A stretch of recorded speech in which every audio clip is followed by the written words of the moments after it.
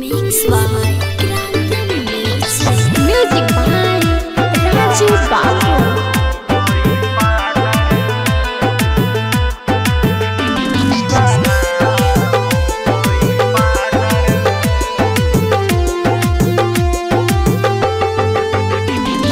नैहर के धन सारा चोर गईलू,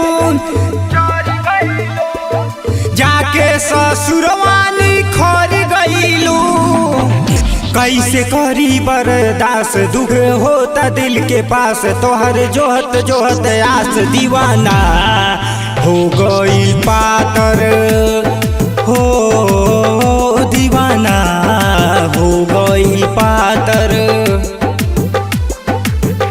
कैसे करी बर्दाश्त, दुख होता दिल के पास, तोहर जोहत जोहत आस दीवाना हो गई पातर। हो दीवाना हो गई पातर। दिहलू बनाई कुपात, कैसे करी बर्दाश्त, दुख होता दिल के पास, तोहर जोहत जोहत आस दीवाना हो गईल पातर। हो दीवाना हो गईल पातर।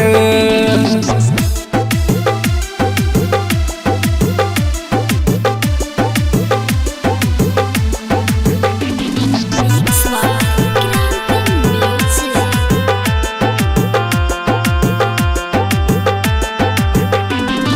सुख चैन छीन लिहलू, चल गईलू पियवा के गाँव। लागत भूल जईबू गोरी हो हमारे नाम। दिल रोज रोवतावे हो, तोहरे के जो हतावे हो, तोहरे के जो हतावे हो। कैसे करी बर्दाश्त, दुख होता दिल के पास, तोहर जोहर जोहत आस दीवाना हो गईल पातर। हो दीवाना हो गईल पातर।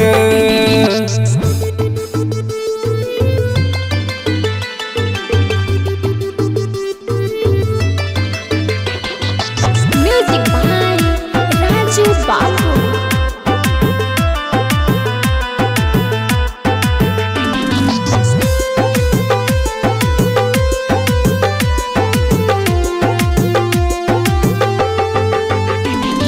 डोलिया तोहार जब उठल, ओही दिन से धैले बाटे हो।